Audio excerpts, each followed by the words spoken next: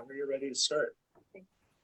Okay, good evening, everyone. Thank you so much for your patience. I really appreciate it. Bonjour, Madame Ishke. My name is Marianne, aka Michelle Cookway. I'm from the Citizen Potawatomi Nation of Oklahoma, as well as Filipino.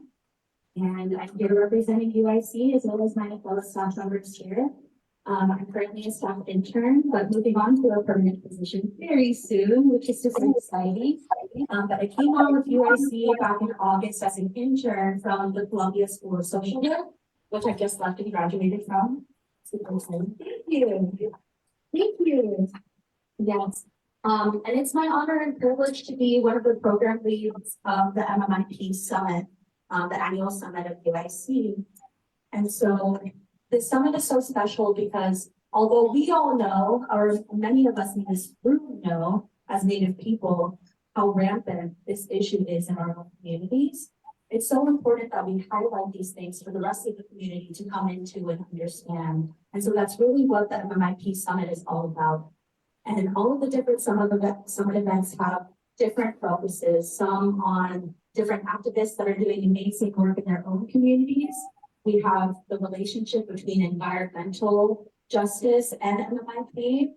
We have indigenizing AI. There's so many different events. And so this particular one is highlighting all of the amazing work of activists of the East Coast that are doing amazing work regarding MMIP within their own communities. So that's what MMIP Protectors of the East Coast is all about. So that is our event for today. So we've got several speakers that are joining us today to go ahead and showcase their work and kind of bring in community on how they can get involved in the work and support as well.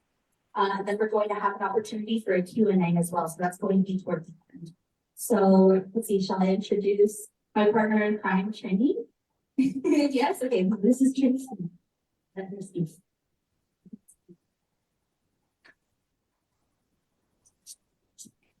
Here a little bit of some notes for you all. So I'm going to go over a little bit about the MMIP program here we do at NYC. So first of all, the example, my name is Trini. I have a mixed family heritage. I'm Latvala. I'm Afro-Indigenous. My folks are from Latvala. I am from rural Virginia. I was blessed to be able to grow up on my ancestral land before being beside men, Chocolate City, Little Sun, also NYC. So I moved to New York and I'm studying global policy and international affairs at the school. So when I was growing up, we learned a little bit, or we learned how to swim in the rivers and lakes. And I always remember hearing about the girls and people who would go missing, found, lost, or who took their lives and were around or watched them and running rivers. And I myself am a survivor. I don't usually talk about it, but I was actually listening to she kept repeating the words, why can't we talk about it? And I didn't want to talk about it for so long because for me, to me, at the time, they gave it a shape, made it tangible and real. Something that was out of my control and I wasn't able to contain. Right. But now I recognize today that was actually rage. I was deeply enraged at what had happened and what it seemed to be happening to every Native woman I encountered. And I think as survivors, when we say the words, what happened to me, you know, my voice shakes and my body crunches. And I feel a lot of pressure build in my chest, including right now. Because we often can't put into perspective a level of trauma that lives in our lives. And this is how I know conceptually we are protectors and creators of life. Because we teach life. Because we transform and optimize such carefully inflicted violence on ourselves and family. And I was thinking a lot about how we are left by survivors. A lot of rage came from being left in burden and with the responsibility of defending your own lives. And as indigenous people of the East Coast, this has another layer, right? As a lot of people don't fully know to resist anymore. And that erasure of our existence is in juxtaposition to the erasure of our trauma and the erasure of the sexual and gender-based violence that we experience. But I know that rage now, that rage is medicine, that rage is love, because to be disgusted at the treatment of our women and relatives is valid, it's necessary. So I first came to NYC because I was in the Indigenous Youth Nutrition Program, and it was a culturally tailored youth development program where I sat at the feet of a lot of these incredible women rose to the heights. And then I transitioned in January into an associate, MMIP associate.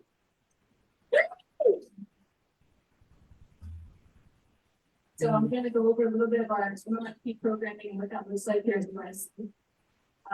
So we work to fill a gap in research, advocacy, and education to the public about the missing and murdered Indigenous women, trans, and two-spirit crisis. The three pillars to our program are research, community, and advocacy. The research component of this project encompasses our database, which tracks missing and murdered cases through community reports, as well as responses to the Freedom of Information Act request that spans across. To date, we have filed 116 requests. Our database is routinely updated with cases, whether or not they have been tracked by police or logs, the data, or lack thereof, on basis. This data pertains to survivors, and instances of violence, police and court responses, invitations, and the analysis of the submission and responses to these requests made. The community pillar of this project centers our MMIP task force, which we are blessed with having some speakers of our task force join us today. So this task force guides the project as we are able to follow the direct survivors and community members otherwise personally affected by the crisis. The task force connects with relatives and survivors of this crisis to listen to, honor the memory of our missing relatives through documentation and dates. Annually, we host this summit, which we are honoring today for missing and murdered Indigenous women and relatives. And another pillar of our programming contains our policy chart, which we actually have an event coming up, Indigenizing AI, and we'll go over a little bit about that. But it's kind of like an interactive map that leverages AI and provides an overview of our current state of legislation and policy introduced or implemented to address the MMIP crisis process. This information is available publicly on our website, and NYC advocacy work actively engages with policymakers and legislators to address systematic issues affecting Indigenous.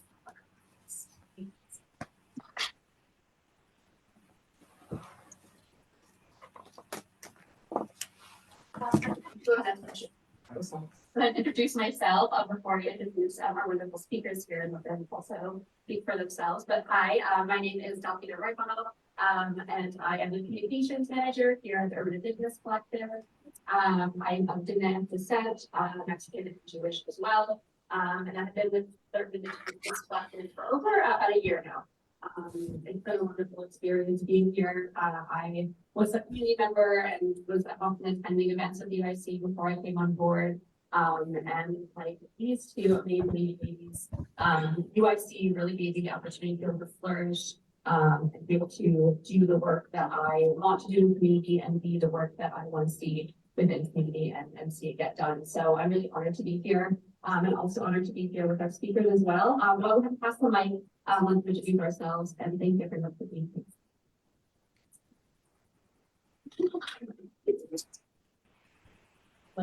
I'm in the Cummings, and I am a member of the Scarlet Tribe. I grew up with my influence and so on. And you can see my parents continue to reside in the front.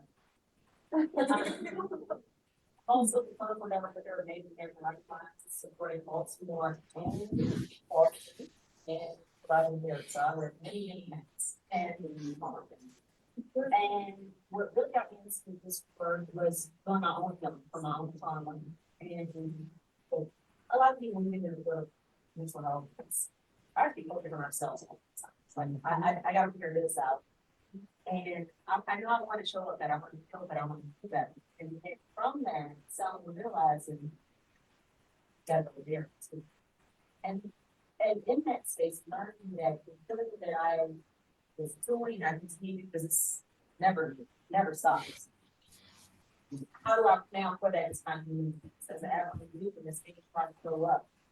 So being a clinical director isn't just about the therapy. The therapy is like your rug, but there's language, there's culture activities, there's like we're doing evening this Saturday. So all of that is a part of the development that everybody's all over, but recognizing in my pouring out to others, you know, it also helps in my own. And then of course recognizing voices now, oftentimes your health statistics going business. It's up. And so our numbers don't have, so a lot of times we're constantly advocating like, yeah, the question numbers because we're getting lost in the dance. And I mean, part of the something we don't exist in. How harmful that is, that things are very good. And continue to do this kind of stuff.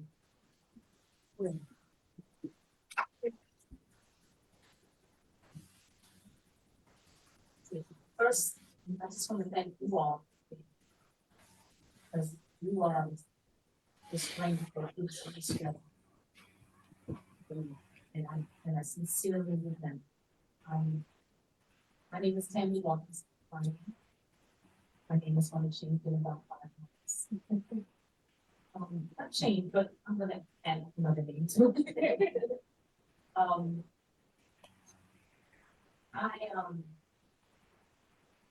I usually write speeches. Usually I want to just go off because I just want to have a conversation. I don't want to be a politician in a conversation on this. And I need to share my trauma is what sharing that to heal other people as well as healing myself. And you were with us 2 weeks ago. I share that. I'm a survivor. I came to, I come from civil rights activist parents. Both my parents were in the American Indian movement. I'm 56, so I might be a little older. Yeah, good numbers. I grew up between reservation and between the commune. We're very interesting. So between the Shinnecock, not Shinnecock, but between the Shinnecock reservation and reservation and Patch Junction up in Arizona, his parents are mixed native. But I was part of an organization in Philadelphia that was called the the United American Indians of the Delaware Valley. It's a huge organization. My parents were part of the founders. They were the grunt people. It started at YMCA. A lot of people don't know this. And you get a chance to look up the history of the United American Indians of the Delaware Valley. Unfortunately, there's a lot of, well, this organization, I always talk about this organization, this was the foundation of what was happening in Philadelphia. I'm out of Philadelphia. I live there. I live between Philadelphia and New York most of my life. My parents, like I said, I grew up around civil rights. So between the Black Panthers and Americans, the movement assaulted that. United American Indians of the Delaware Valley or the foundation where I experienced intertribal violence. So when we came to Philadelphia and we were Native, we were not connected to your nation or connected to your people. We had a home. We did everything there. It was good feeding, we had scholarships, we had a whole lot of things.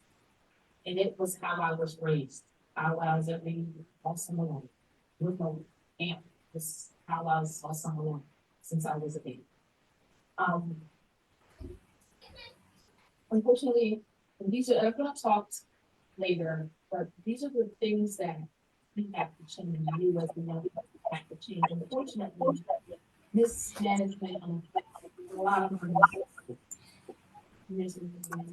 for position area. The reason why I'm telling you this is because I actually started an organization because there's no organization.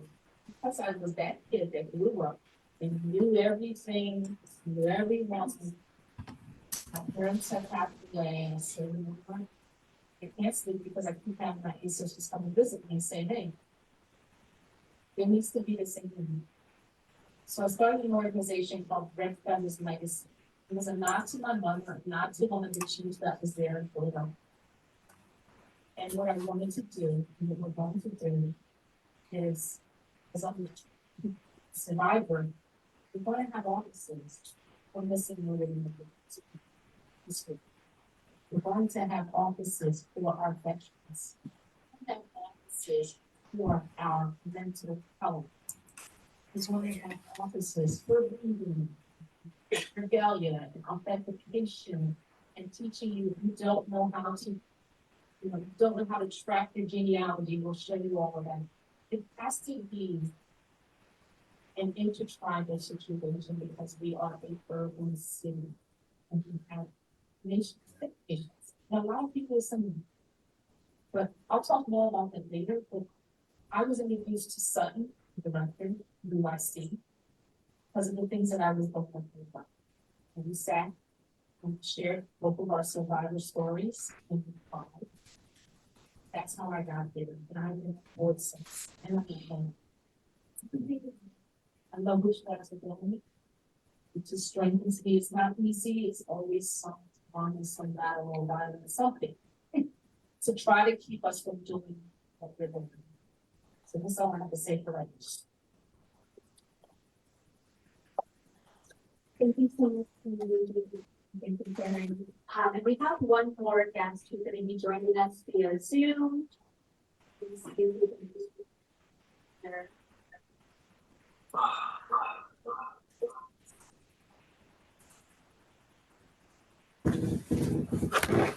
Hi, my name is Janice Golden Feather Bliss, and I am a Seekonk Wampanoag and a proud descendant of Simeon Simons of a Mashantucket Pequot and Narragansett. I am honored to be here and to be able to use my voice tonight. I'm sorry I couldn't be there in person. I'm on my healing journey myself, and but I'm been there with you in spirit as you've been advocating for MMIP and MMIW. I would like to say that it's so important that women come together and start using our voices. There's so much trauma and historical trauma within our communities. In 2019, I was at a different place. I was becoming an elder myself. And if you don't know where the elder is in your community, it's the speed limit, So anyone 55 and up is considered an elder. And I'm proud to be one today, And it was prior to the pandemic. And my spirit was open to start seeing things differently. And once the pandemic hit, it showed a part of the historical trauma that our ancestors felt. I never witnessed the economy being shut down. It was so hard to hear constantly about the disparities within our tribal communities and how we were doomed. It just seemed like we were so doomed, with that being said.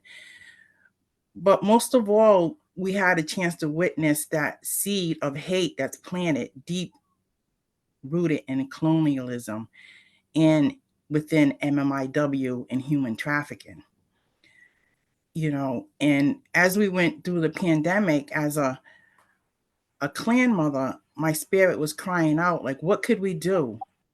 And we all came together and a call to action went out coming out of the pandemic to come together to pray over our tribal lands. It's so important for us women to stand there and pray over our lands, pray over the next 7 generation of women's coming together And we just started talking, and within 6 to 8 months, we were going to go have these MMIW healing prayers within our tribal circles and around our medicine fire. I mean, a lot of times we still go in there, the traditional elders and the traditional women, they still go in there and they put their prayers in that fire.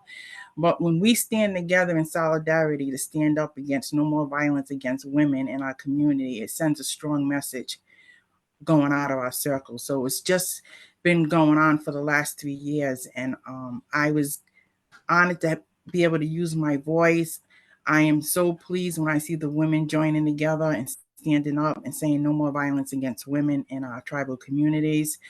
When you are out there in your tribal grounds and at your powwows, when we do gather, you can see how women walk in silence.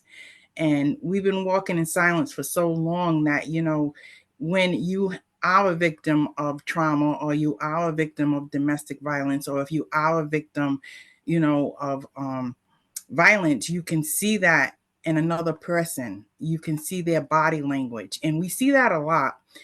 And I have to reflect, you know, I think I was in my 30s, and a young woman came and knocked on my door randomly, and she was running, you know, and you're not aware when someone is running and they're looking for safety. And I'm glad she came to my house, and I was able to provide that.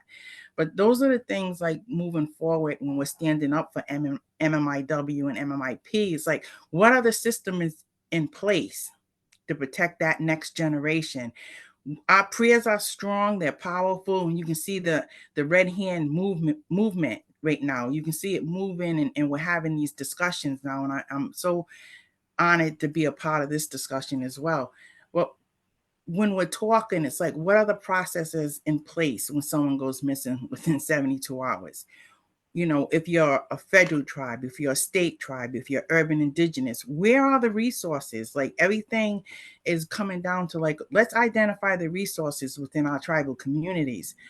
And with that being said, I had a MMIW intertribal powwow, and I experienced lateral violence within our tribal community.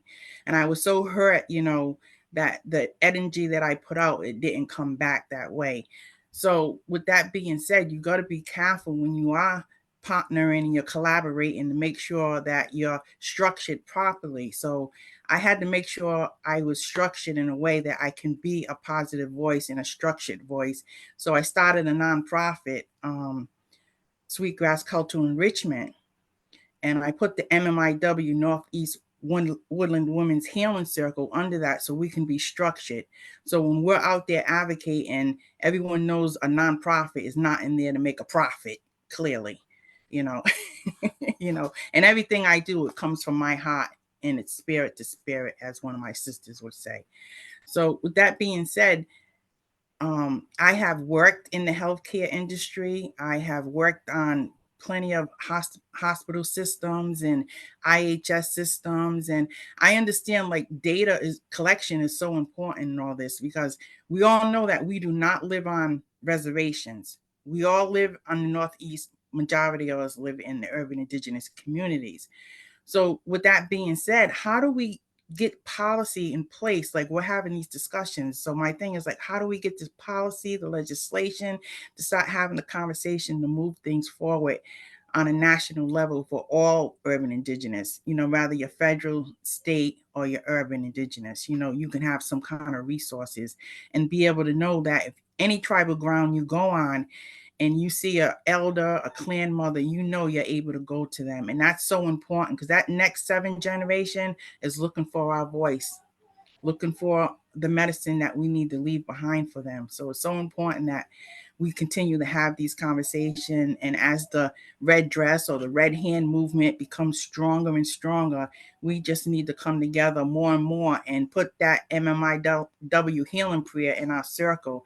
It's so powerful when we stand together and pray together. We can move a lot of things. It's just like our ancestors. They had healing songs. They had different ways of dealing with the healing part of it. And that's what we need to tap back into as Native women, you know, that healing part of structure that we can pass from one generation to the next.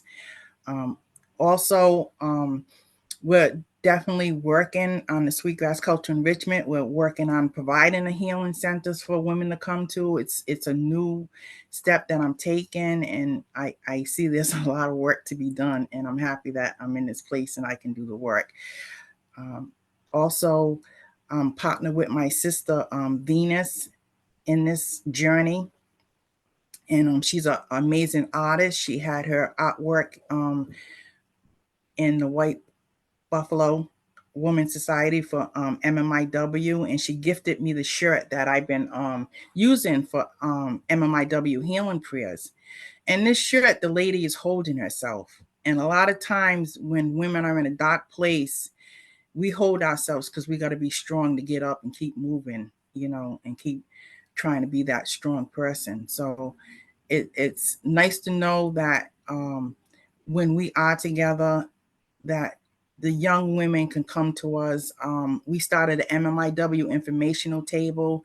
We've been passing out MMIW healing prayer cards, and we've been trying to identify resources as we go along, you know, to provide to the tribal communities.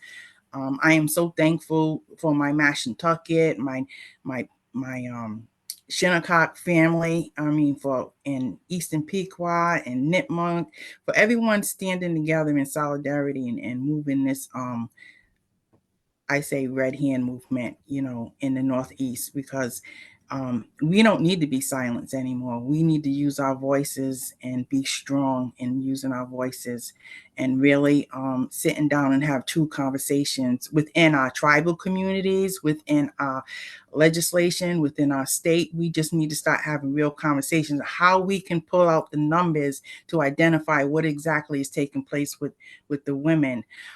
We have young women, they're not around the man camps, but they're around that white van lurking out of Walmart, or they're out, you know, in the clubs, and they're being human trafficked by other women. I mean, those are the things that we have to educate our young women about. It's not the man camps that or the reservations. It's when we're out that we're being targeted.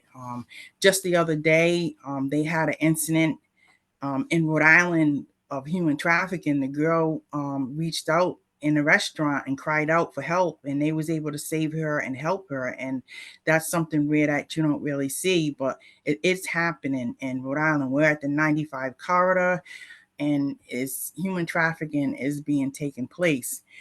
And the other thing I would just like to add is that, you know, when a young woman identifies herself as a native and she is not affiliated, enrolled in a tribe, that's where we need to have those processes in place to say, hey, she is still native and she's still entitled to land rights, Aboriginal resources. She's still entitled to be protected, you know, on our tribal lands. And that's the other thing we need to look at. There's so many young girls who had issues, but they were not enrolled, but they're still tied to tribes. So it's like, how do we deal with that issue too? Because that's erasure is really big in Indian country right now. A lot of people are being pushed out that who can tie to tribes, land claims, you know, continuity of tribal enrollment. So it's just like we have a lot to look at, and we don't want to leave anyone out, you know, in this conversation. And when I speak for all women and all tribes, because we're one tribe and one voice at the end of the day. And thank you for sharing my energy, and I'm glad I'm here to be part of the conversation. I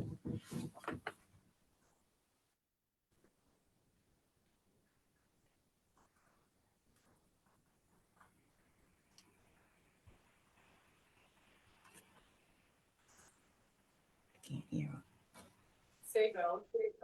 My name is Piper. I'm the childhood leader of Golden Hopobasso Tribe. Medicine, spiritualist, medicine woman for a tribe, author of the book Red Road, Indigenous spokesperson, many Indigenous different rights, panels, committees, but also to Gender Spirit and missing for Indigenous women, and now it's also getting popular with missing activist people. And also, part of the school curriculum for Connecticut, you're teaching the teachers from kindergarten all the way up to college and university age. American history for, pre-contact all the way up to now. I'm very thankful to be here today. Thank you for inviting me. Sorry for my tardiness. 2 hours for my reservation and the traffic. Wow, the traffic's bad. But we have 2 reservations in Connecticut. Trumbull and Colchester, the Trumbull reservation where I was born, raised, and still reside today. So I'll just continue reservations since 16.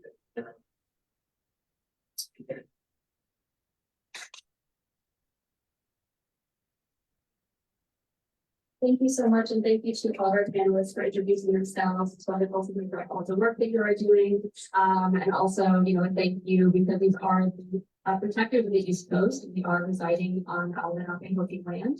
So thank you for allowing us to be in your lands as well. For allowing us to be here. So I'm gonna kind of just ask some questions, and then as you see fit, if you want to answer, then I'll pass the mic. But through this journey, you discussed kind of how you got involved in MMIP work, how your work as MMIP activists can evolve. And I know being Indigenous peoples, from birth, will kind of want to be warriors, right? So just kind of how that journey is for you, but also how does the healing part of this look for you? How does the healing process work? Because not only are you protectors and activists and warriors in your own way, but also, taking care of yourself and healing as well. What does that healing journey look for you? And maybe, how does that guide you?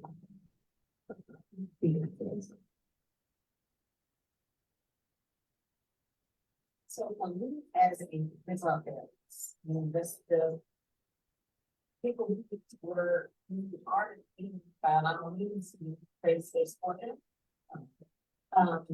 So what I'm saying is that it's always been an honor for people to allow me to this space. Like, I'm honored that they're allowing me their story to share with me. It was my own story that really tried to explain as a kid, the lawyer, that was not going to be a therapist process. I just didn't know this was just the work I would be doing. And also, now we're trauma focused therapy. You would have told me that in college.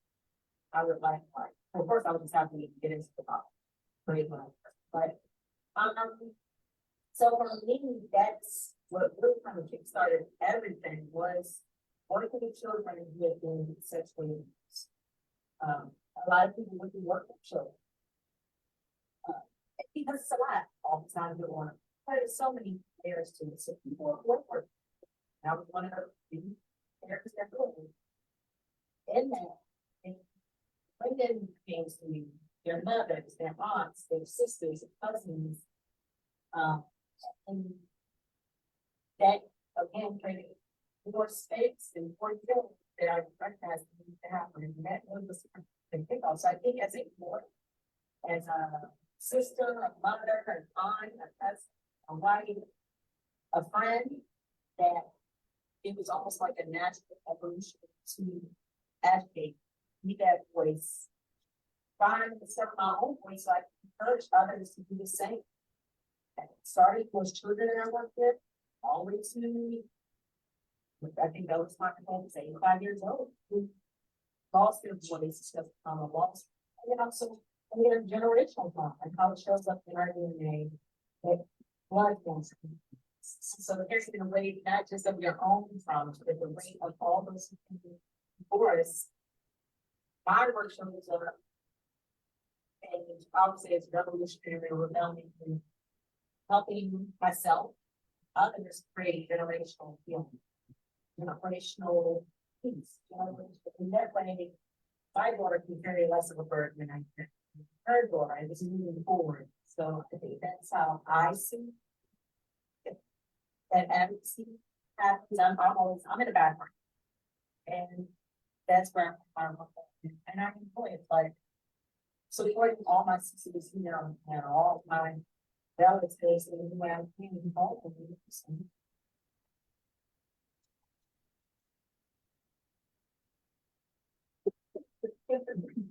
I use, we're playing this. Back home. We host a women's retreat every year. So it's for indigenous tribes and also non-indigenous. We do every year there's different workshops for many different brackets of healing or trauma that people might have sustained. The youngest that we have had was 8 years old, a girl. During the times that we don't have, because usually the women's retreat is usually like August or September. We try to fit that in between powwow season traveling. So and we've been doing this for years. So a lot of the women, and it gets bigger and bigger and bigger. A lot of the women, they walk away with that healing and that medicine that they needed. But throughout the year, we're still open to a lot of women who come to us for healing. We even have an elder who also does like flower essence healing as well. So there's a lot of counseling that goes through it. There's a lot of talking. There's a lot of inner child workshop and our team taking everybody back to that. So we work on that. Started with many various ages of women. So real quick, I just want to share something. A pony. Did you hear me? Pony, come here.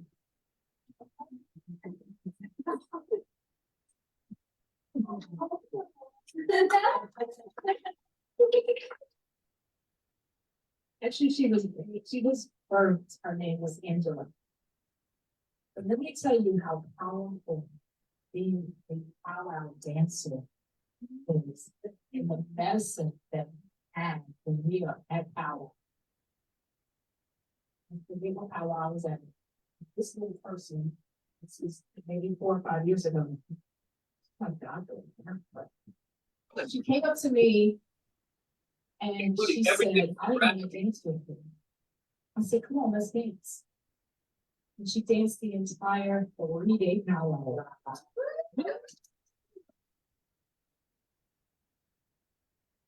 And then her mother, I want to acknowledge. So this is a pony. A pony means butterfly in Apache. And her entire family showed up at the powwow. What powwow we are? Oh, Queen's Farm powwow.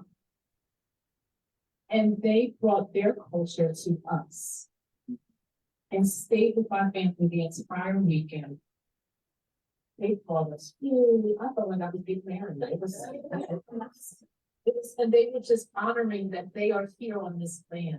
I just want to acknowledge Angela, a pony, and her mom Ruby for just showing up all the time. They live here in Queens, and they traveled all the way here. Ruby actually is a translator who translates English for students, Chinese students in the Queens school district. I just had to acknowledge it because I look at the medicine that we share as women, as people, as men, as children. She gave me medicine. Of course, you know, she was regalia. When I first met her, the regalia that she had on, we had to do something. Right? So now you have the tea dress, right? You say hello? Most of it, I think. I just wanted to create something. And she's in my wedding. I mean, that's how closely they come to me as my family. They are my family. Her parents are like my parents. And I just brought that up because we are all indigenous people. We may not, the respect that her family gives my family, because they know more history about our land than some of the people I come in contact with every day. And they want to know, and they want to share, and they want to honor and respect. So one of the things that I do is that I think it's Rick somewhere. I was one of the first indigenous people at the UN who taught the indigenous cause. And I'll be honest with you, because I'm always going to do that with you. It's a sandbox. It's, well, let's give the indigenous people something to do. Throughout the years, it has made a change, but understand that this indigenous caucus at the UN consists of people from Ecuador, people from Africa, Native American, there's only 3 of us at the time. This was the Indigenous caucus. And honestly, most of the time, nobody talked to each other, they argued with each other most of the time. But we were trying to make some movement on chemical waste at one point. This is one of the caucuses that we have. But I noticed that everybody stayed to each other, you know, at the caucus. Not me, I just, once you get credentials, you're allowed to go to the other caucuses, Germany, Russia, all that. But I didn't even realize the things that I was doing as I was coming of age. I grew up in going to high school, it's international high school in Philadelphia. I was called the Indian girl all the time. We had other states, but everyone in our family, everyone in our city knew my family. They knew that we were Native. When I was 5 years old, I was violent. When I was 12 years old, I was violent by family members. At 16, getting ready to graduate from high school, I was a done deal. I got off the school bus because I was bused. And got off the school bus, and apparently somebody thought it was fascinating to see a Native young lady. And I was abducted at gunpoint. I spent 3.5, maybe 4 days being beaten, raped, sodomized, and almost left for dead. And then I was told that I was going to be sold to Europe. I can talk about this easily now because I've seen over the last 20 years so many people being healed. It's okay, maybe so many people be healed by my story. I never forget the fact that they were like, oh, she's sorry, she's grieving, she's this. The whole entire time I was going through that trauma. I am a warrior. I know the woman, how did I get away? They asked me to be a mule. I agreed to do it that, like I had a choice. I muled my way back home. I was not sold because I was been lost. Unfortunately, a lot of us Native people don't know how to deal with it. My mother didn't know how to deal with that because at that point I found out that she dealt with it. And then from there, it was like, oh, just deal with it. I dealt with it. That's not how. So I became this overachiever in school and this and that. And I knew that I was going to be a lawyer. I knew it. I was determined to be a lawyer because I wanted to, thought I would be family. I decided not to. I couldn't represent anyone that did anything to a child. I couldn't do it. So I fell into entertainment, and nowadays I fell into it. Entertainment law. I'll say less at this point. I worked in New York. I worked for the big labels, and I made a lot of money. And I was always giving back to my culture. I was always connected to my culture. That kept me balanced. I never did drugs. I never got high. I was never into. I wasn't promiscuous, and that happens sometimes. I was very focused, and I was like, I am going to make a change in my family. And I did. I don't know if people know executives in the industry and the music industry make a whole lot of money. And I did. But there came a time when I was invited to those things that you're hearing about in the news right now, because I work for those companies. And I walked away. I walk away from that $200,000 a year. I walked away from, oh, I can go to those kind of parties. Not better than anybody, just saying that. I knew what was right and wrong. I knew that she's only 13 years old. We have to get people to speak up. You have to shut it down. The men in the room, shut it down. You see it, say something. Report it anonymously, whatever. I don't even know if I answered the question. I just wanted to share. But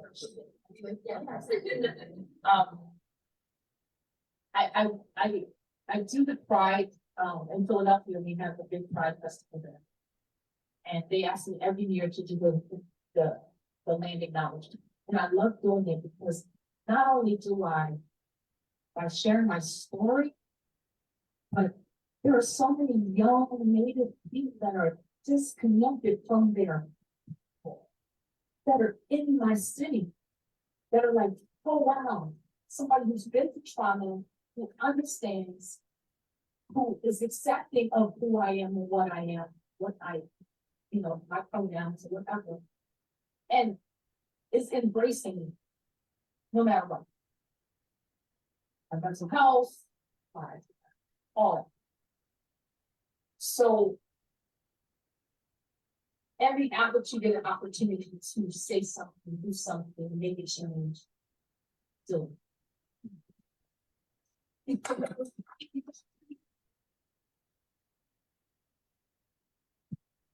Thank you so much. You very much answered the question. I appreciate it only for sharing. And on the topic of healing, because it is a very important part of this journey, I do want to switch over to Janice, who's joining us via Zoom. To give us. So Hi, I would just like to say that Mohegan, they allowed me to do a MMIW information booth there, and I made these healing prayer cards that I've been passing out since for the last 2 years. And the healing prayer card goes, we wear red to heal historical trauma and connect our spirits to the past stolen sisters. We raise our voices to provide light in a dark place to our missing stolen sisters. Creator, look over them and bring them safely home. No more stolen sisters and violence against Indigenous women. And on the back of the card, it says, Native women are sacred like our ancestral land. We are the healers, and we must lead MMIW by raising awareness and using our voices. And that's what we have been doing. And it's just getting stronger and stronger and stronger. And I see it in all the different communities. They're doing different things for MMIW Awareness Day, May 5th. And I wasn't able to be a part of it, but I felt the medicine, and that was the main thing. So our prayers are working. We provide the healing with our songs of strength from the moon and Mother Earth. Healing prayers going up over the next 7 generations of women. Indigenous women are murdered at a rate 10 times higher than the national average. 4 out of 5 Indigenous women experience violence in their lifetime. That rate there alone should have everyone up on their feet trying to make sure that this doesn't continue to happen. 4 out of 5, that means when you look at your daughters, your nieces, your granddaughters, they have that potential of being in a violent type of situation that can lead to MMIW or MMIP. So that alone alarms me. It helps weave unity and healing, and that's what we need to do. When we come together and stand together, we are weaving unity within our tribal communities, and we got to continue to do that. We are the first contact tribes of the Northeast, and we understand human trafficking. We can go back to King Philip's wife being taken, Castor Simeon's daughter rather being taken. We understand how we can go missing. We understand that clearly within our tribal history.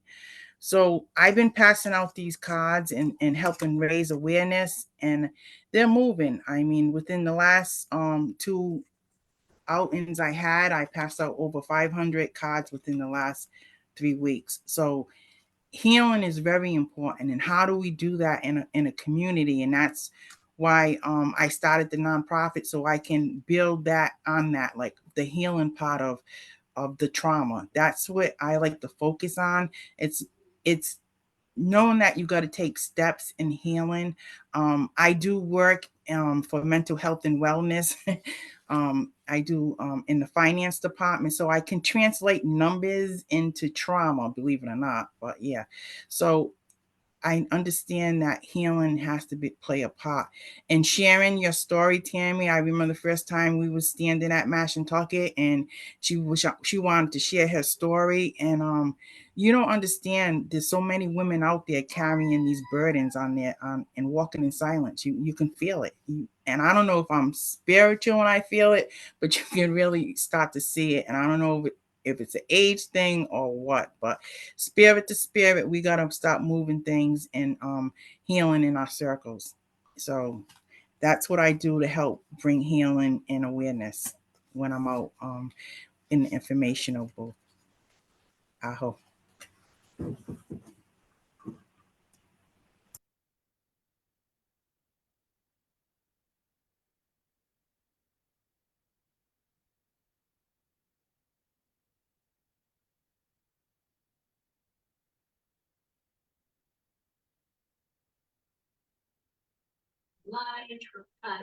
Yeah, sorry, let me repeat that. I think I didn't get me there. So this brings me into one of my final questions before I open it up to Q&A for the folks here, and then also if you're joining us through Zoom or Instagram Live, Facebook Live, whatever live. Now is a great time to start dropping comments in the little question box. We'll go ahead and have our AT here read those off. So definitely now is a good time if you have any questions for any of the panelists or all of them. So yeah, that kind of brings me to the next question, and that is, I'd love to kind of end things on a call to action, because I think it's so important that we continue to mobilize and we continue to, just continue to snowball the strength that I'm seeing everyone in the room today. And again, thank you all so much for being here. But I think also I know we have a lot of relatives in the room, everyone's a relative, but we have some allies as well who are joining us, and what it kind of looks like for, maybe non-Indigenous allies or people who, and Tammy, I didn't have to share your story, which is just absolutely so touching to this question, but for folks who want to get involved in the movement, and when they want to know what they can do to help and what they can do to help bring our relatives home, what is that call to action look like? Not only in general, but even through the work that you all do. And if everyone wants to answer that question, and then I'll give Janice at the end, who's joining us on Zoom, a chance to speak as well. So for the state of Connecticut, where our reservation is, there's 5 tribes out there. We just had at the state capitol for Missing Murder Indigenous women and the people of the proclamation, different tribes, everybody was speaking, we had drumming, we had singing. We were trying to get legislation passed through with senators and Congress and everything. Long story short, I guess they didn't think it was important and just very disrespectful that it didn't pass through to get any of the states or government officials to help or bring this, awareness and help and, task force and so on and so forth. So we just looking at people to just kind of just flood political offices, some support letters so that we can get this bill turned back around and get some help going with it. For our for our division, I would say it's the small and big items. So this includes putting billboards up, like we did it for Baltimore malls. I mean, you may think, well, what's the big deal? But that this eyes on us. That says we're here, we exist, and this is for a woman. It's very easy to be like, oh, that's not a big deal. It's only one person, but that one person matters. There's 2 things, and so on and so forth. It's holding space, not trying to tell neighbors what to do, and like, this is what you need to do. Let us lead the way. Let us put our traditional feeling. I would feel work that my work is traditional, but my notes will always be Western. Some people It's a real world situation. And so stick to that mantra itself. But it is also that, like advocating for traditional healing and letting the people who are being impacted in the way and not telling us what we should and shouldn't do, listening to us, and then just speaking, having dialogues on it. So just, Tammy, I just had a conversation over the phone. Those are all impacted. That's why I said small and big, having groups, continuing the conversation, even after this week or this month, make it ongoing.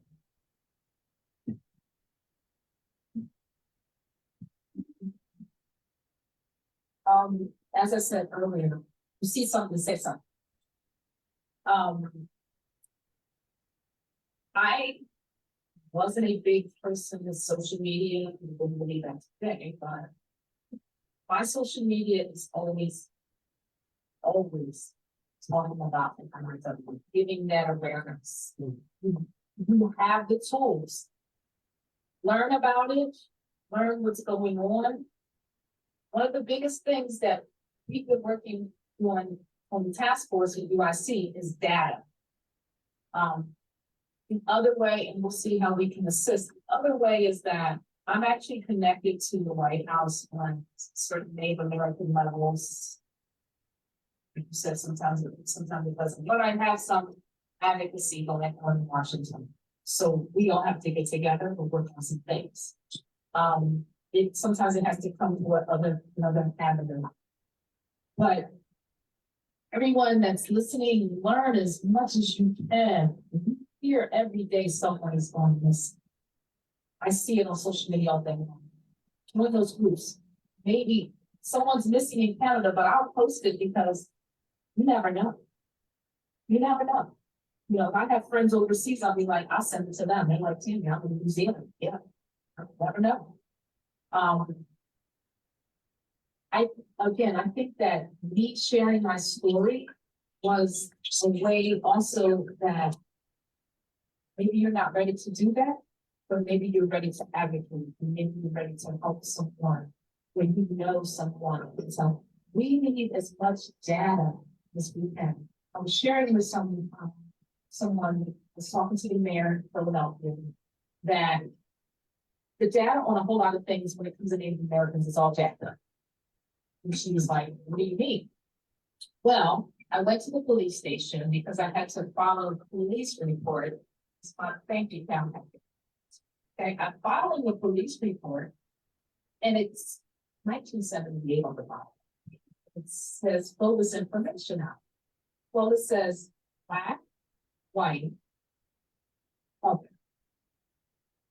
I was like, well, I'm not black and white. We're other. I'm like, where's the Alaskan? That's not the challenge we had. Oh, you just gotta pick one. That's what the police officer told me. I have to pick one. I'm gonna just pick one. That's what I did. And then, because I had that relationship, I let the mayor know that 1978 is the date that was on that paperwork. The data is checked. Because if I do some criminal stuff, y'all gonna be looking for a couple of different people. So simple stuff like that. If you're Native, I'm Native. I don't care if you're not affiliated with the tribe. Matter of fact, sometimes I just want everybody. Everybody, that's them all. Exist. And I'm gonna share this with you. If you see lateral violence, and I'm real serious about this because I keep getting it myself. It took me to get to 56 years old until somebody started telling me that I'm not Native. And you know why they were telling me I'm not Native? It's because I was trying to raise money for the center in Philadelphia. And the person knew me since I was this time. So in the last 2 years, all of a sudden I'm not Native anymore. I'm a fake. I'm a fake Native. If you see lateral violence, that's the other thing that's going on. Say something. Don't jump on the bandwagon. Somebody starts saying somebody ain't this thing that you don't know what their DNA has. Leave them alone. That's another form of violence. You get the MMIW, it's like we hurting each other is what they depend on. Sometimes we don't get finances because they know that we fight internally. If I know they can't get it together. But they cost it. So. One of our focuses is on intertribal relations. No, you don't think. That's a lot. Actually, I want to jump on something you said. We had a young lady who died, who was killed in Baltimore, and they cut a file. So also recognizing how that misclassification, again, is also known as bad enough and now to other, but also being misclassified. And so you had those multiple layers to be seen. So that's why I think we've always been, it's also small acts. Just showing, sometimes it's just listening to me. That's the biggest thing. And but I also feel is I need my therapists. I need more Native and Indigenous therapists, not just me, but just the world, because there's a certain way we can show up for each other. Like how I show up outside is going to show up in my home. I warn people. I'm not just people therapist. I'm sad at years. I cuss. So if you need your God paying therapist, I'm not your girl. No one's going running so far. So not gonna. However, we need more of that, and that may be my approach, but we do need more of that homegrown indigenous spirit driven. And what did someone say? Community instead of evidence spaces, that's all it was. It was community-based practices. That is what we need more of, and having more Native and indigenous folks showing up. It's just I'm 47. 47. Right. Yes, I'm a baby. It's getting started. But I mean, someone to replace me. Like, I don't retire. I wanted to sit back and fuss at you to do the job. So we need more folks because the folks in the background help the people in the work. And so we can be doing the job back here. We need you back here so we can really push all the individuals who are out there boots the ground doing it.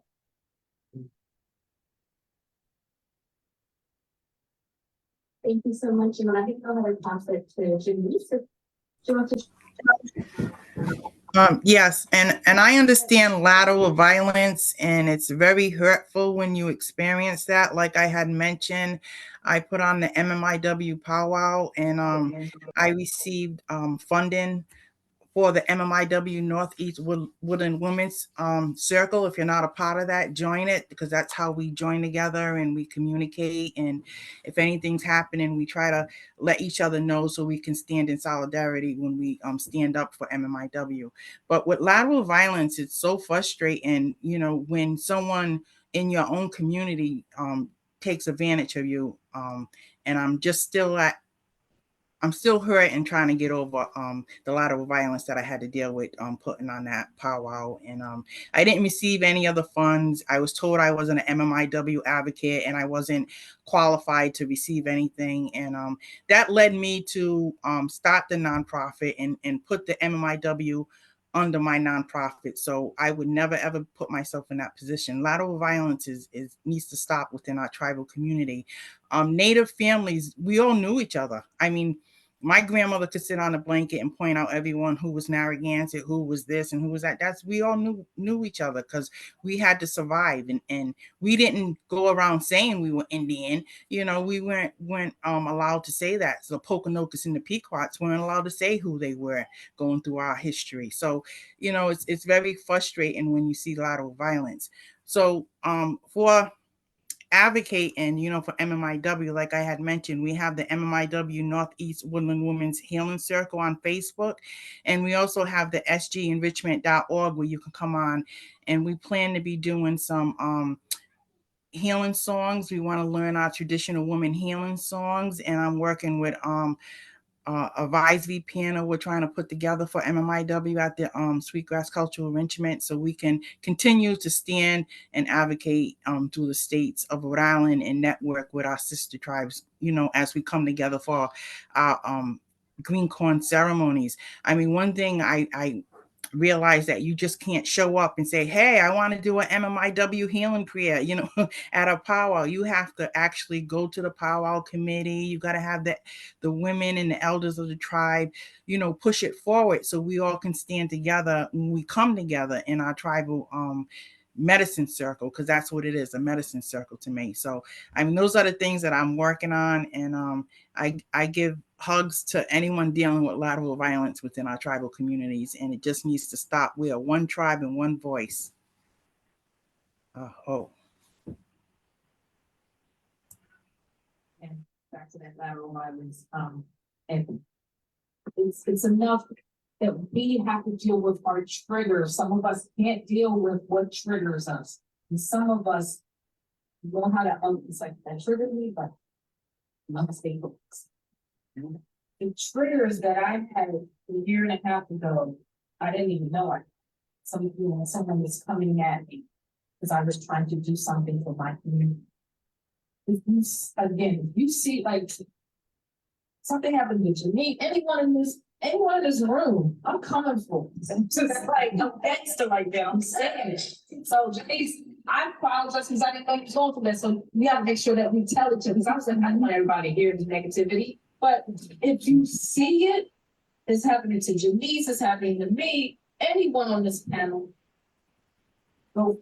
I'm going in. I'm going gangster. I'm going to Philly. They tell me, I'm from Philly. They say I'm gangster. I'm like, yeah, yes. The other thing I wanted to share is that everyone know what this means. Yes. If you don't know what this means, am I going to go? You know what that means? I know what it means. Help me. I need help, right? I taught you that, didn't I? So if you don't know that, please help.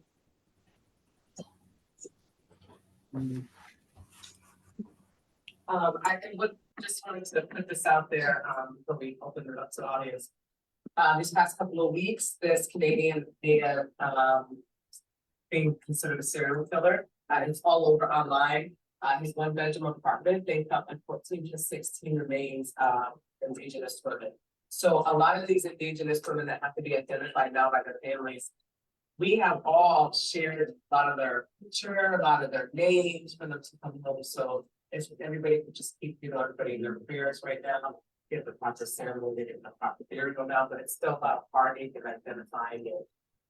Not knowing if their loved one was dead, if their loved one was missing, being sold in human trafficking, being on the oil rigs, anything like that, the barge, ships.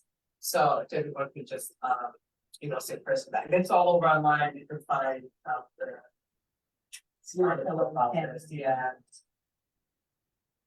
Thank you for sharing.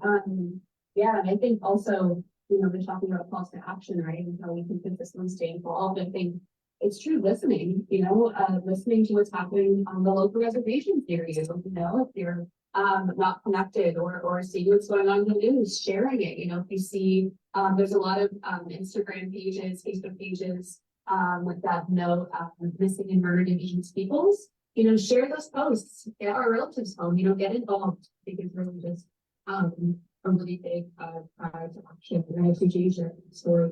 And I hope we can all, as we go through the rest of our day, and I'm hoping there's, so thank you. And I want to go ahead now and open it up to questions from the audience. If anyone has a question, feel free to just raise your hand and I'll run the mic over to you and let me know if you have a specific question from the panelists or just kind of in general. So, yeah, really go straight. And again, if you have any questions and you're watching online, just go ahead and put it in the chat box and we'll take it out. So hang on. Yeah, I remember walking.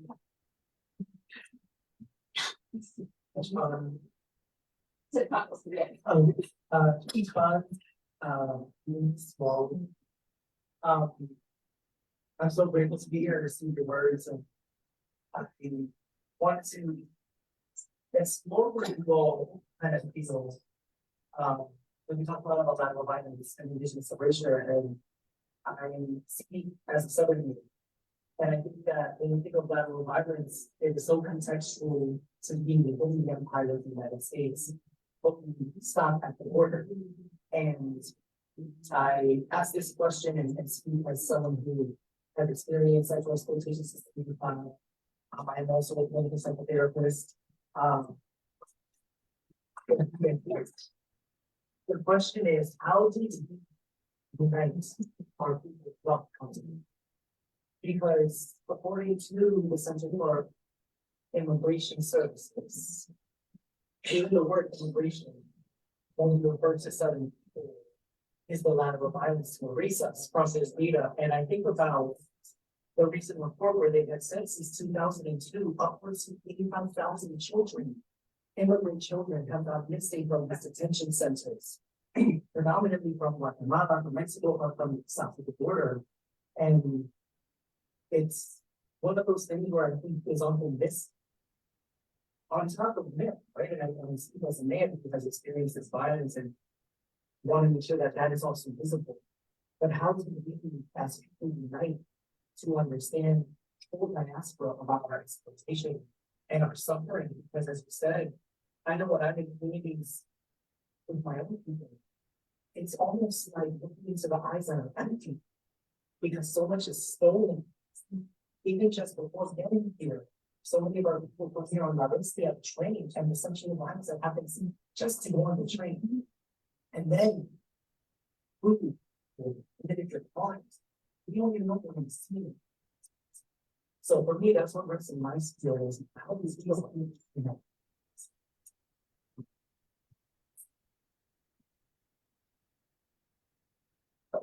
Something that others said in my time is, you first have to stop thinking we all have to get along first.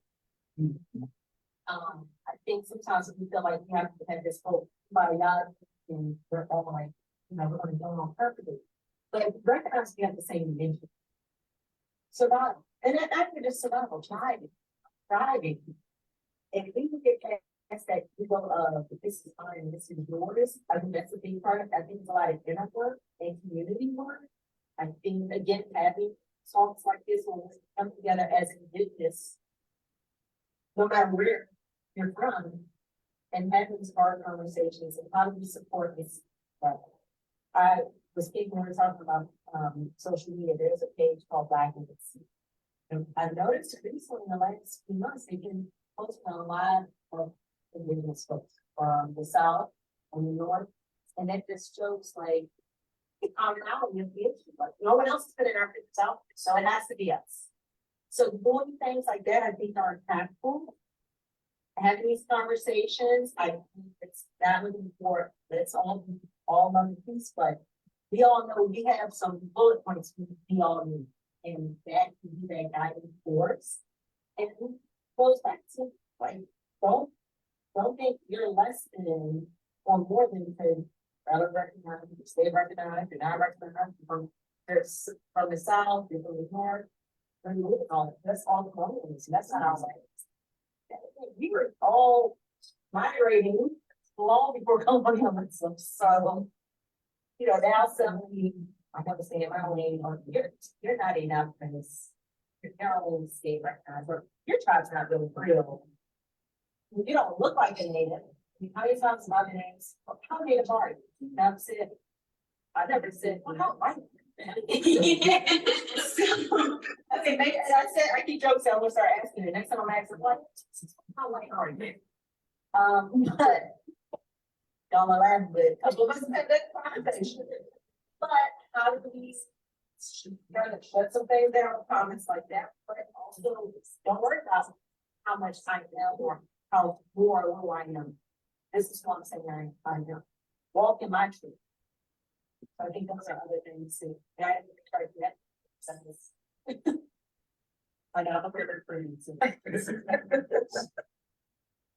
I want to think that because we are what we do, that we are also empowering people. And that's one of the things I've always focused on is empowering other people. Because you're here, this is my second time in your presence, in you're a leader. So you have to accept that. And you have to start something so that we can switch. So you may have 5 people at a meetup. where we were was a Times Square. And we can support. Anyone, anyone that knows anything about leadership. As it's the quote, you're not a prophet in your own names. Hello. But there's a mission. And. What this one now? You go on? Go. No, doesn't matter. I have two, I have two 17-year-olds. That's okay. I have two 17-year-olds. And I have a whole tree of godchildren. So tonight, focus on them. Because they're what matters. And my 17-year-olds are one that I worked with, one that was my bonus job. And they understand who they are. Teach. If you don't know who you are, research it. There's too much information out here researching. A lot of people have identity crisis. That's the biggest thing. It's one of the things I deal with. It's like, oh, it's okay that you know that your name is now, but don't start doing clan mother things and all this stuff and what the heck is doing. Because then you just mess it up. So I say all that to say is like, that's, I'm piggybacking off of what my sister says that I've learned, right, Denise, through this nonprofit thing, it ain't who by now. Everybody's not going to get along. And we didn't get along 500 years ago, 200 years ago. It's okay. We gotta respect each other. And that's, just do that. Respect your space, respect our space, respect Mother Earth. It's because we all live here. We're all mothers and fathers to this land. And we're screwing it up. Because I'm really concerned about what she's gonna have in the future. So even if you don't have children, it doesn't matter. These children are here, right? That's your child. She's the future. And that's the goal. She's the future. So I say all that to say is that empowered, be empowered. Everyone is going to be empowered by something that we share with you today. My situation, she's still here. She's the future. She's still navigating through this thing. I'm still navigating, but I've come to a place where it's like, I gotta share my story because I gotta save somebody else. That matters. It matters. What I went through was not for nothing. What you went through was not for nothing. You can do what you're doing. What you're doing. What you're sharing. Everything that we are put on the video has a point. So I hope that helped answer. Also, Karen, I know I'm working with this little bit of there before UIC as you're wanting to develop in this program. It's a big part. It's a big, and we're doing, we have ours, but we're gonna run that building and things like that. And I've been a private practice, so we meet once a month, and I'm like, okay, what are you working on? Here's some policies you found, take a look, see how they operate. It's very easy. I can just sit there and like figure it out yourself. There's a lot of times people figure it out yourself. But even something as simple as breed policies like in my phone, that's it, but you're right. So we have work. But if we can build each other up, even like that, it's very difficult. Be very, and I know it's like, I'm surprised how open minded, like, I have the information, I have the experience. Why would I not share it?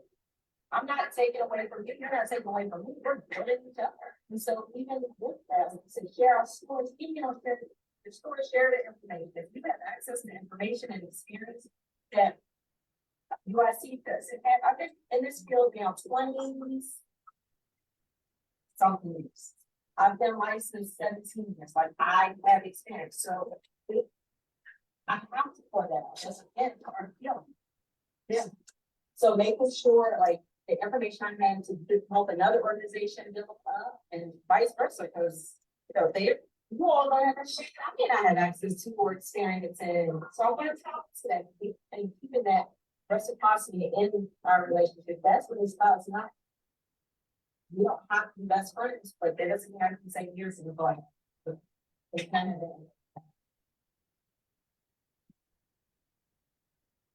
Thank you for sharing. And I wanted, did Janice want to say a few words? And then one thing.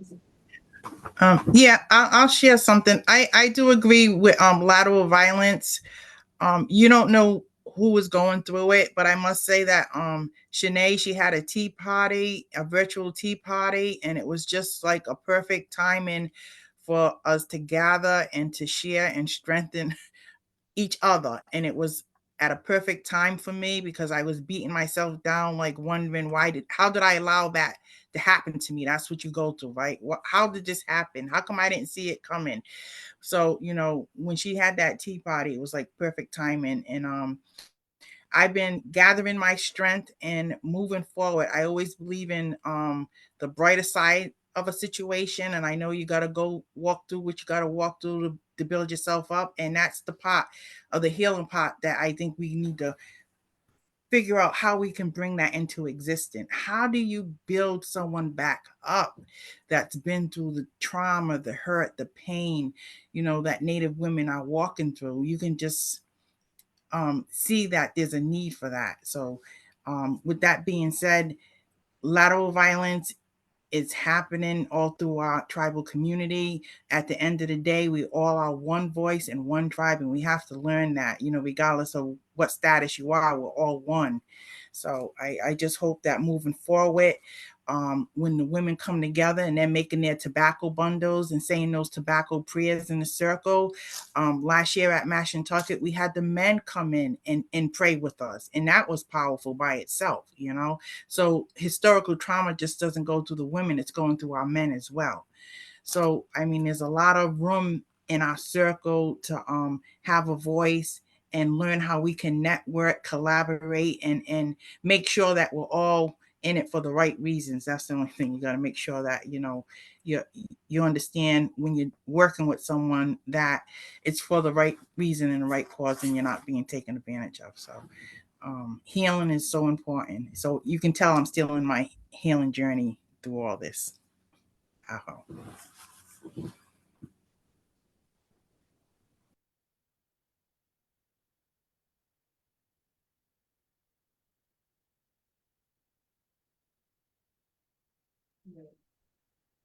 based on that. Somebody. It's like, I do so much for everybody and I get beat up, like, why? Then I'm like, I was just making strong. I didn't know that it was the play comes out. I'm gangster. I feel that. All right. Don't touch me then. You got some deep sticky in you. We can go ahead and open up for one more question. I think we have time for one more question. If anyone has a question for our panelists, that will go ahead and wrap up for the evening by getting some information.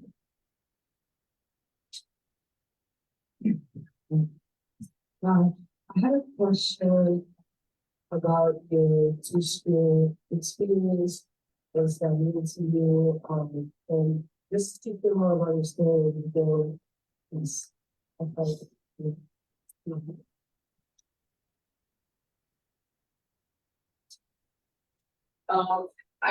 I wrote about it, a specific chapter in my book, and I started going around and helping people be the voice and speaking for them. I've gone to so many powwows, and being a tribal head leader, we've had tribal members who were asked to be on the contest committee, to be the voters to judge. And some of those were elders, and they were told that if any two-spirit gender came in the dance, that they were not to judge them, they were not to pick them, they were up to nothing. So I have told them, well, I guess you're not a judge. You need to pull out of that committee. You can go to the powwow if you want, and I mean, it needs not even have you even get in the circle and dance. But only because it made a statement. I have seen the two-spirit change a different Gaia, different category, and get dragged through the mud verbally. All over social media, all at the powwow, lots of bickering back and forth that they should not be in competition. They should not be in this role, that role. I go to powwows, and as many people as there is this room now, as we all counted quantity wise, it would be double of how many two-spirit you see at a powwow. They're very wonderful, beautiful people. They're a third gender considered from American Indians. You know, growing up and being back in the times, but it's all in my chapter that you could be shot, you were picked out of the tribe, you could be kicked out of the reservation, but not knowing, people did not know until today. I still have people come to me and be like, oh, I'm two-spirit. I'm like, no, you're not. No, you're not. You could be bisexual, you could be gay, you could be whatever type you want to put, but if you're not two-spirit. That's where a lot of people get that confused. There's a big difference, you know, and a lot of people kind of label them that something. And it's not to hurt anybody's feelings, it's not to put anybody down or back in the corner, you know, or make you feel like, you know, you're not the right path, that whatever you're following transgender, that's fine. I will give them a description of each thing, and you know, they'll be, you know, they'll start to understand and explanation. And there's times where I have to show people, look at everybody around you.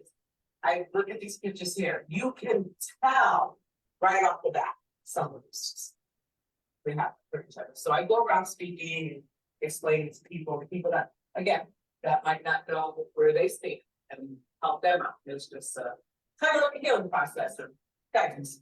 But,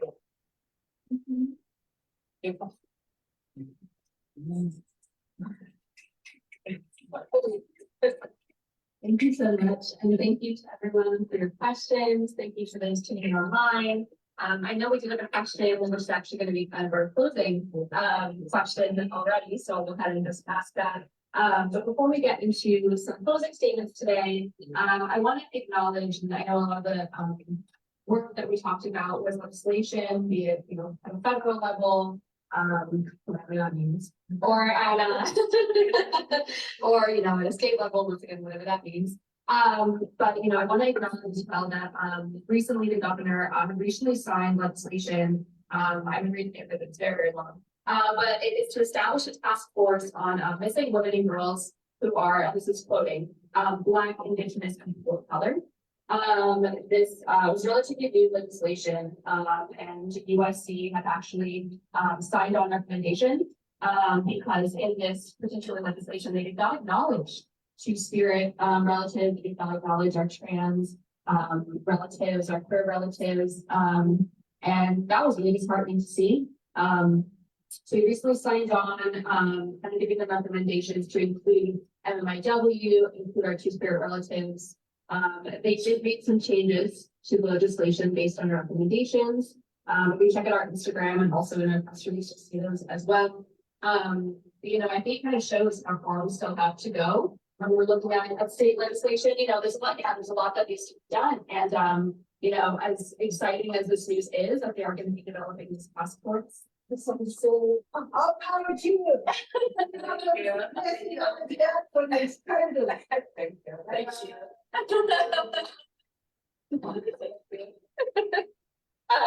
But yeah, just gonna talk about how far we have to go. But also, you know, this is a state legislation. We still have so far to go on the federal level. Individual tribes, you know, they have their own community protocols in terms of when you have something who's missing, and being respectful of those protocols as well, you know, and back to what we were saying today, checking in with those individual tribes and kind of what that recognition process is. And I want to just quickly share as we're closing out today some statistics from this report that shows that this is a report in 2022, sorry, that more than 271,000 missing women and girls were reported in 2022. And 43% of those were Black, Indigenous, or people of color.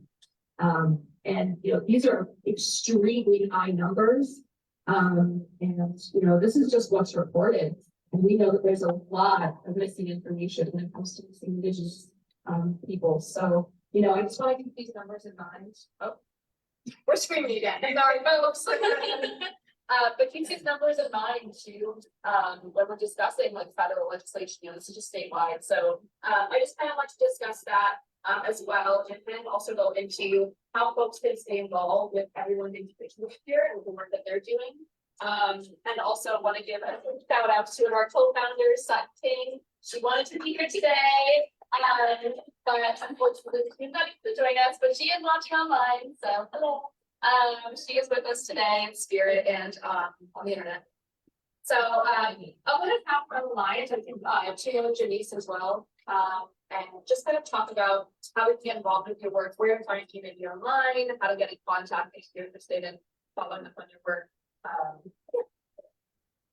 I have 3 pages on Facebook, so your best bet, and I have 3 on Instagram, email, I have 3 different emails, so probably your best bet would be, my name is on the flyer, on our Facebook page, if you would just type me in and friend me there and message me to get the rest of the contact, the tribe's page, and we put information on it, not just for our tribe, but intertribal around the world, so that you're up to date, things that are open, for the public.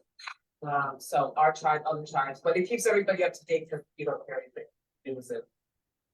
Other ways, but that's the only way to, I think, be easier for you unless you wanted to wait, kind of like screenshot, take pictures of each page to get that. But before I pass it down, I just want to tell everybody that to remember that strength comes from within, and may you all walk in peace and beauty and many blessings. So I work for Native American Life Fund, so telling you about our website, so you can email me at Marcia, MERCIA @nativelifelines.org. I'm on social media. I don't know how to.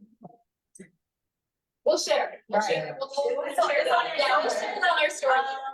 And for us, we're always offering a variety of activities, some online, so please join.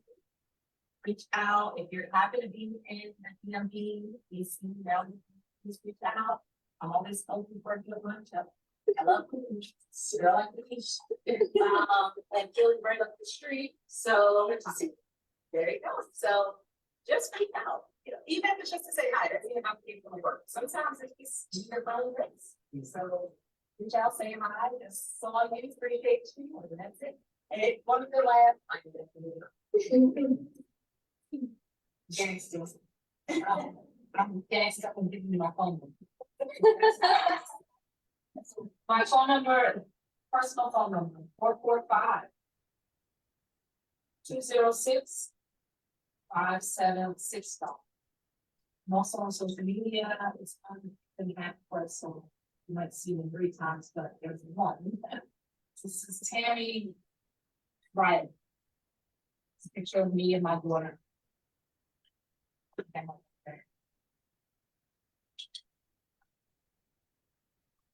My email, somebody else manages Tammy Walking State Riding at yahoo.com.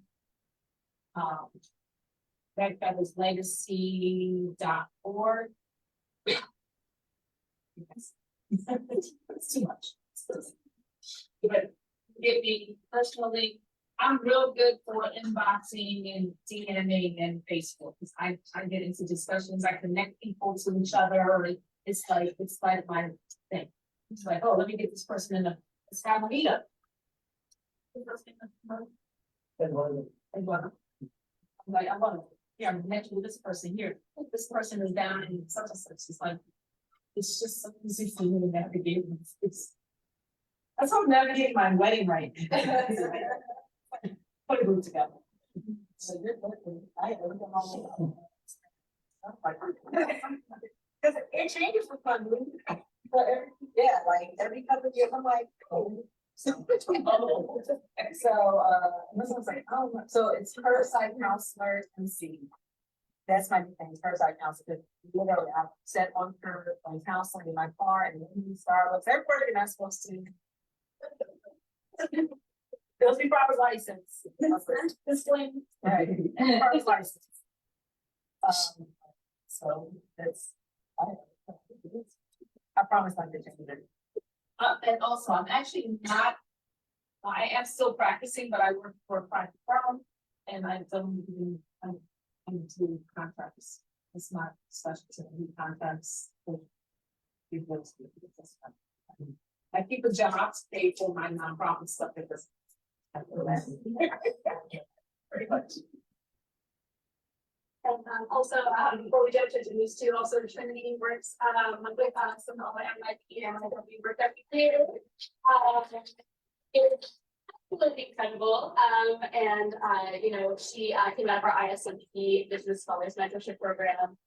Is now on board with NYC. So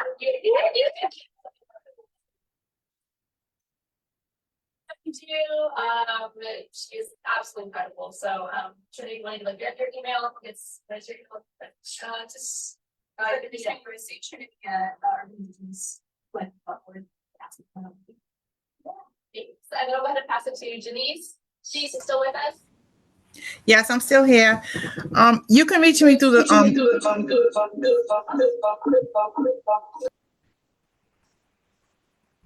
the Sweetgrass Cultural Enrichment at sgenrichment.org, or you can Facebook me at MMIW Northeast Woodland Women's Healing Circle, and please join. We're trying to put together a MMIW advisory panel for the Sweetgrass Cultural Enrichment, and we're going to be doing some healing songs, and also definitely making our tobacco prayer bundles. We'll do that monthly, and we have a spot in Connecticut that we're going to work through, as well as in Rhode Island. So just check out the information on the 2 pages, and hopefully I'll see you, and I definitely will see everyone on the powwow trail. That's for sure. Janice, can you repeat the email and just the organization name again? Sorry, it kind of got cut off. I'm sorry. It's Sweetgrass Cultural Enrichment, and it's at sgenrichment.org is the website. And the Facebook page is MMIW Northeast Woodland Women's Healing Circle. And you can join that and be a part of the conversations that take place.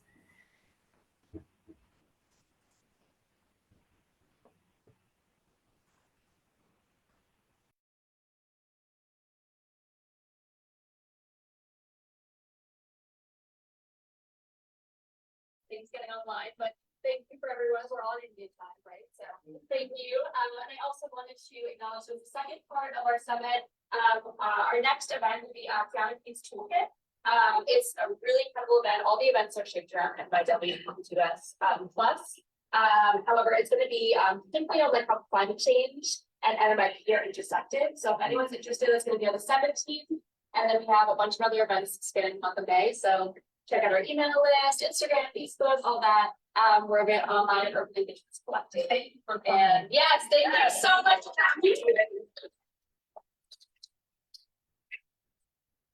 And round of applause for our volunteers as well.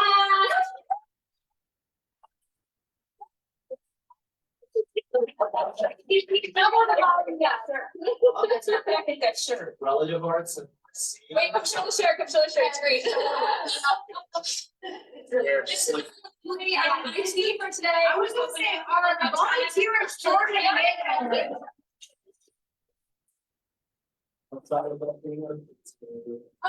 The shirts are Relative Arts NYC. It's a indigenous owned store in the East Village. They have a bunch of different like independent artists there. Check it out, they're great. We're not sponsored, but that's everything.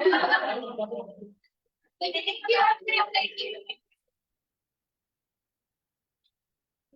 Oh. Thank you for lunch.